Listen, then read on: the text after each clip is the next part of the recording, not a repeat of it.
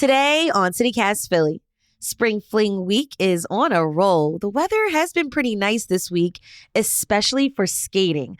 I'm talking with two members of Philly Quad Fun. They're making roller skating more financially accessible. Plus, they've got some really cool recommendations on the best places and surfaces to find your skating flow in the city. It's Thursday, March 23rd. I'm Trinae Nuri, and here's what Philly's talking about.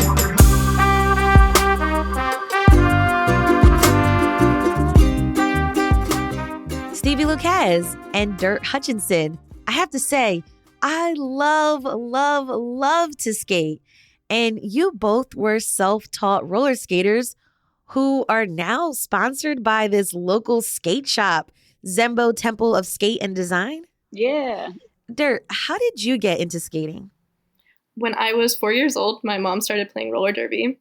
No way. That's so cool to see your mom do that. Yeah, it was really inspiring. So I kind of grew up on the outskirts of the skate rink. Like while they had practice, they'd be like, yeah, throw skates on the kid. And I just kind of like would scoot around. And then I started playing roller derby when I was 10.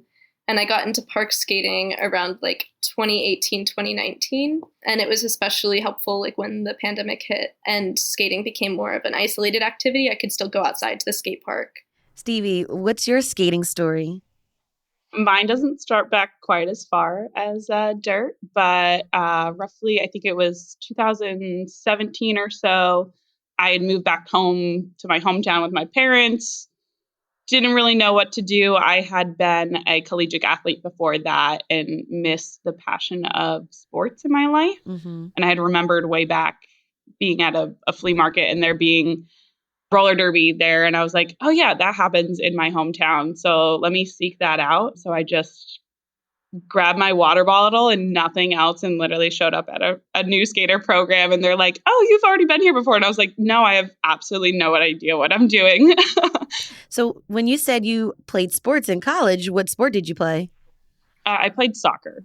Okay, so now putting you on some skates was totally different. A little different. I had skated, ice skated and roller rink skated as a kid. And just being very in tune with my body and how it moves has always fascinated me. So I'm always willing to throw myself into anything new in that aspect. So I was like, wheels, why not? That's so cool, Stevie. So I have a similar story. I picked up roller skating during the pandemic.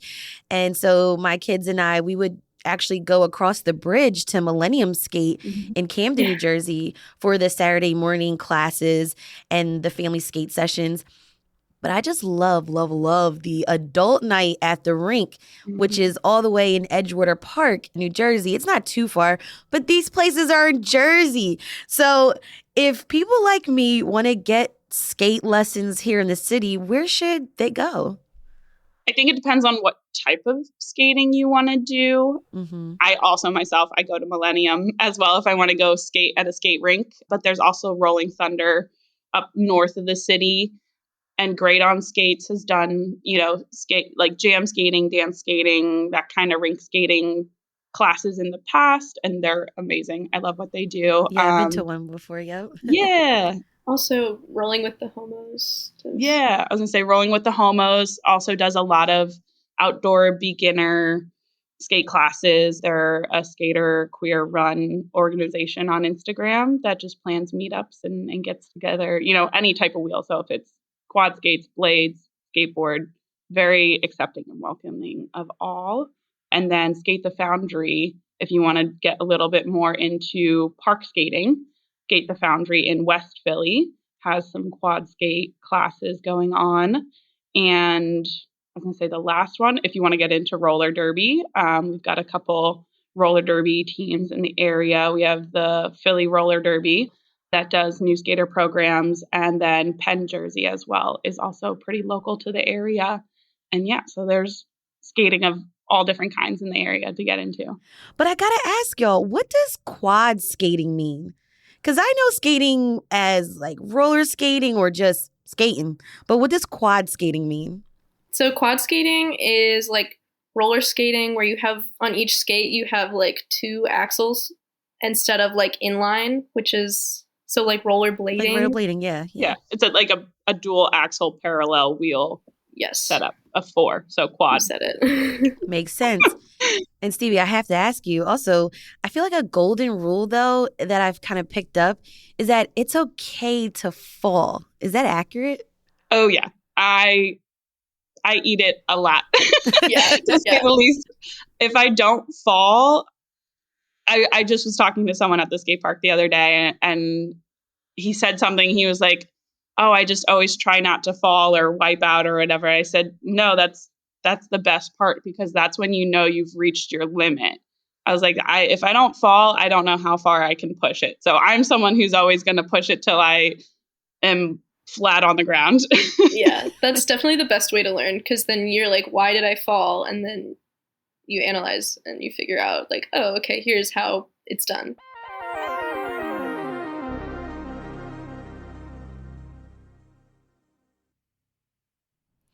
Okay, so once, you get comfortable with skating, how did you all begin to build a community in the city?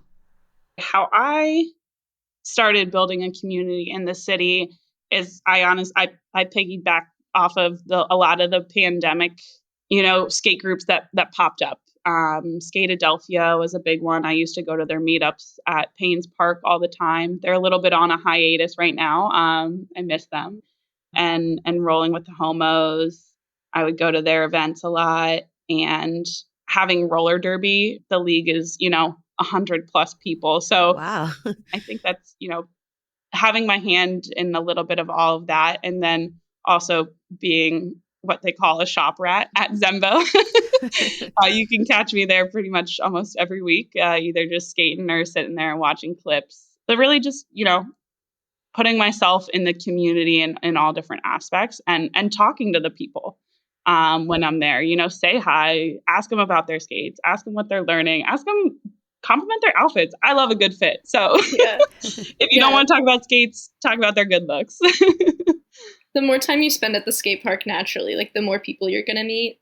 And the groups and the people that already exist skating are like really great ways to like insert yourself into the community. But personally, like a part of the reason I started Philly Quad Fund was because I had like so many friends that I like wanted to skate.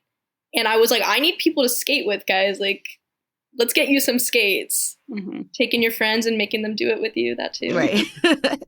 Because once you start skating and like posting on IG, I feel like everyone's like, please, I want to go skating with you. Yeah. I'm like, are you ready to fall? Because you're gonna break a nail. Yeah. So speaking of skating, I don't know if I like indoor or outdoor better, but I saw that is the Skateatorium. Is that at Zembo? Yeah. Oh yeah. There's a skate park inside the skate shop. Yeah, and they call it the skate. And they have ramps. Like, Mm-hmm. y'all have y'all tried that? 'Cause Oh, yeah. I'm scared. I'm there all the time. Oh, it's so fun. And you have like knee pads and like wrist Mhm. guards. Yeah. Yeah. When I started, I would wear like wrist guards, elbow pads, helmet, knee pads, the whole thing. Yeah. I was wearing armor. And so this is like skating year round, not just during spring or summer. Yeah, being an East Coast skater, having a good indoor skate spot is very crucial, because you get very jealous of the West Coast people who always have the nice weather and can skate outside all the Tell time. me about it. Yeah. For sure. One thing I love, and I'm not sure if folks are familiar, but like you said, greet on skates, like doing the line dancing on skates, or when the DJ, if you're at a indoor rink and a DJ yells out, it's time for fast backwards skate, that's like my favorite thing to do. Are y'all good with the backwards skate? I can skate backwards. Yeah, thanks to roller derby, I'm pretty good at the backward skate. Nice. Okay. So we talked about the skating groups in the city and the indoor spot at Zembo. Dirt, where would you recommend people skate outdoors? There's an outdoor rink in like South Philly. Yeah, Rizzo or Street. Front Street Park. Okay. Yeah, definitely the School River Trail. Skating that is really fun because it's like so scenic. I was gonna say, yeah, Rizzo. Any given basketball court. Yeah, I was gonna say any basketball court is my go-to for a good flat ground situation. Also, I think Fishtown Rec Center is reopened. They just resurfaced theirs. So that should be opening hopefully soon. And there's Sione Park up a little, also up in the Fishtown area. But then Rizzo Rink or Front Street Park is the other kind of flat ground covered rink space. So, Dirk, can you tell me why you created the Philly Quad Fund? Can you tell me, what it is and how people can get involved? So skating has brought like so much joy and community and purpose into my life, and I think that that's something that should be accessible for pretty much anyone who wants to try it.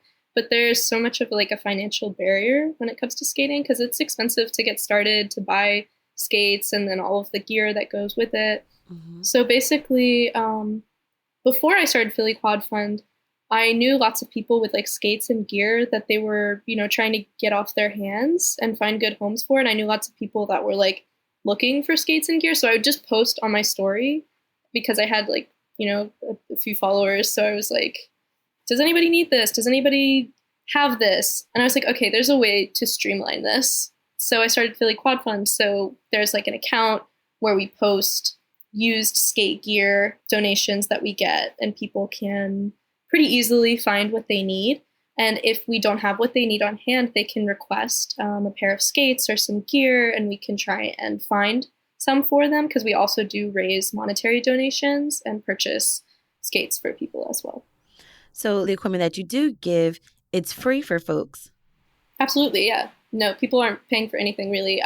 There is an option to pay for shipping if it's possible to help us out, so we can provide more skates to people, but it's free if you need it to be. So y'all are really doing some really great work within the skating community in the city. Stevie, why is Philly's skate scene so special to you? Oh, I have a lot of connection to the Philly skate scene. I love that there's just so much possibility. I don't feel like there's a shortage of anything. I can throw a stone and there's a skate park or there's a basketball court or anything like that. And sometimes I kind of take it for granted or forget how big it is. But FDR Skate Park is one of the biggest DIY skate parks in the United States, which means that it's all been Skater Collective funded and built all on its own, which is huge. When you walk in there and see how big it is and the fact that it's all been community and volunteer based. And it's just because people love to skate and they want to skate bigger. So you create what you love. And then along with that, I got to meet so many amazing people. I mean, I met Dirk through it. I met I call them my skate besties. You have the people that you always go to skate with all the time. I met my partner through it. So many people have come into my life through skating. And I look at other cities and I don't know if that's possible. So I think, sometimes Philadelphia really, truly has it all. That's special. And Derek, what about for you? Why do you love Philly's skate scene? Or what are some of your goals for this year with Philly Quad Fund? Okay, moving here, I didn't really know anybody except for like 2 people I had played roller derby with like once. And when I moved here, I met up and skated with these people, and they introduced me to people they thought I would like and who introduced me to other people. And then all of a sudden I had an entire community of friends in this like place that I just moved to. And it was because people who skate, especially in Philadelphia, are so open and they just want to share what they have with you, share their community and just like envelop you. And everybody's so supportive of like wherever you're at in your skate journey, like there's somebody who's going to cheer you on and hype you up, and they're genuinely so excited for you. Mm-hmm. Yeah, with Philly Quad Fund this year, I mean, our initiative is just, if you need skates, there are skates that you can have. I just want everyone to get taken care of. I want whoever wants to get rolling, and that's always been the mission, and that's still the mission. I like that. Let's get things rolling. I want to go skating with y'all. That was Dirk Hutchinson and Stevie Lucas from Philly Quad Fund. Thank y'all so much for joining me on CityCast Philly. Thanks for having us. Sweet. Thank you so much. To learn more about Philly Quad Fund, check out the link in our show notes. And here's what else Philly's talking about. the city of Philadelphia will pay $9.25 million in damages to more than 300 people who sued the city over the police response to protesters back in 2020.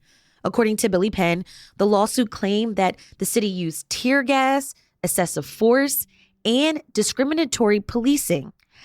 In the settlement, the city will also hold meetings between West Philly community members and the city's police department's commissioner, award the Bread and Roses Community Fund as much as $600,000 for grant making, and commit to policy changes that would limit police access to military equipment. And this week it was announced that the city is rolling out this new program called Philly Joy Bank. So this is how it works. The city will offer $1,000 monthly cash payments to 250 expecting mothers over 18 months. According to the Inquirer, the program hopes to reduce racial disparities in infant death rates in Cobbs Creek, Strawberry Mansion, and Nicetown, Tioga, the neighborhoods with the highest rates of low birth weight. The Philadelphia Department of Public Health plans to start the program early 2024. It's time for the tip of the day, where we share a life hack for living in Philly. As we have been enjoying the outdoors this week, just remember driving or parking is not allowed on the grass along Kelly Drive. If you do, there's a $101 fine. Philly's Parks and Rec Department has a map of public parking options by the Schuylkill River. We'll have a link in our show notes. If you have a tip of the day, we'd love to hear from you too. Call or text us at 215-259-8170.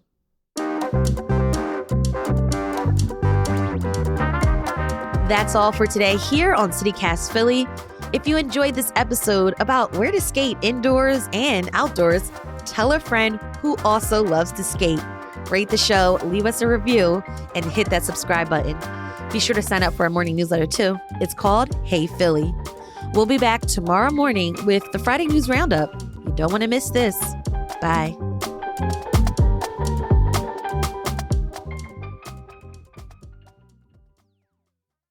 Tip of the day.